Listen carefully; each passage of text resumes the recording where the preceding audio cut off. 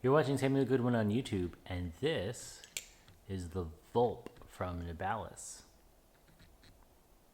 Previously, I had reviewed the Papillon from Boker as a less than 100 euros Balisong trainer that you could get in Europe and have a good time with. And I still think you could have a good time with it, but this I feel like you will have an even better time with. For starters, the handles are just a machined block of aluminum. This is 6061 aluminum. A lot of yo-yos are made out of this stuff, so you know what that is if you've yo-yoed at all. But this is just one block that has had the groove machined out of it and the hinge bit put in, which means this is pretty durable. So unlike the Papillon, I can go like this and really put some force behind it, and I don't get it flex at all. Where the Papillon was kind of made with thinner pieces of steel, I think it is, and it's more of a sandwichy design such that the thin pieces, they do flex a bit. And maybe if you drop it extra hard, you could just straight up bend it.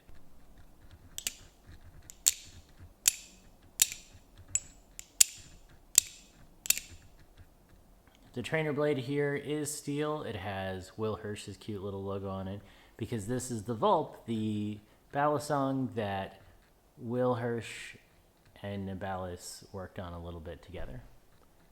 Where, as far as I know, Will Hirsch contacted Nabalis to say, hey, you're making these trainers and they're actually pretty good, but they'd be better if you change them in this way. And then Nabalis contacted Will Hirsch and said, hey, why don't we make one together with you? And we put your cute little logo on it, which is this. It feels a bit more durable than the Papillon. It also has bushings in the hinges as opposed to bearings, which a lot of people think is better. I definitely think it is probably more durable long term to go the bushing route. But these seem pretty good. There's very little opportunity for wiggle here. Just a little bit of movement. And I've done nothing to this. I haven't taken any tools out to do anything to this since I got it about a week ago. It is what they call handle bias, which means the balance point of this thing is more towards the handles than the blade. And a lot of people maybe don't like that, so you know, if you don't like that, don't buy this. But for a lot of people, especially for beginners, that's potentially better. But for any kind of rollover thing, that handle bias just makes it that much easier for it to kind of stay on your hand and not just go flying off.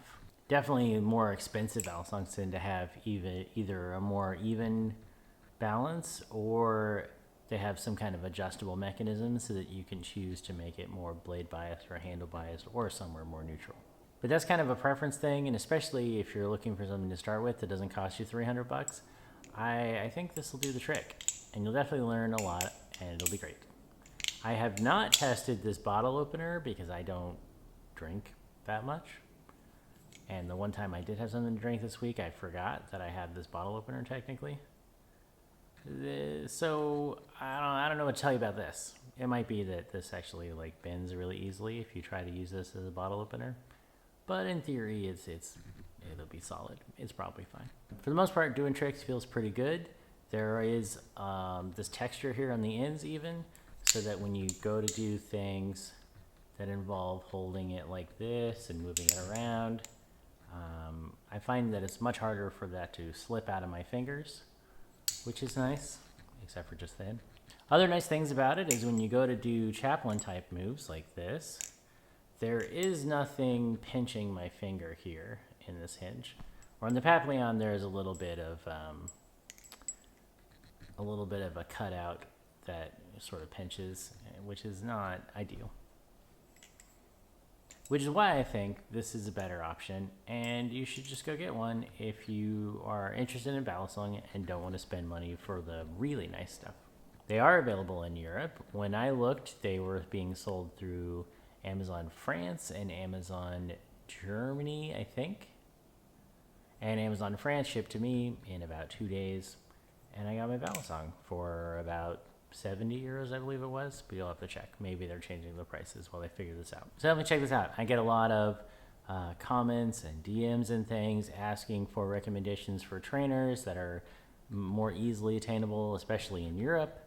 because in America you have squid and all these things, but over here in Europe, Lamnia just got a batch of squid industry products, and they are 100 euros more expensive than they are listed in America.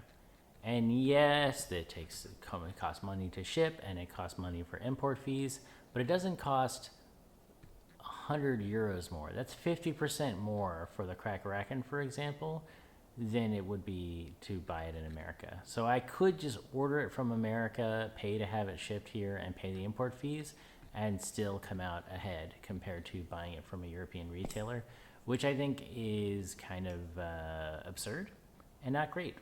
But this from Amazon is like $70 pretty much everywhere, and it makes a lot more sense. Like, I don't know this Nabalis company.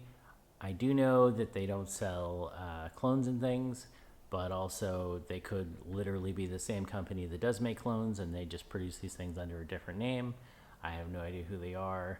It's not like you can look it up and see all of the people who work for this company. But as far as I know, it should be okay. And maybe the next trainer you buy from someone who's for sure much cooler. So that's all for this week. Hopefully you're going outside, taking care of yourself, getting some fresh air, get some sun on your face, do a little exercise, at least go for a walk or something. I'm out skating and whatnot, as you know. And drink a whole bunch of water, and we'll see you next week.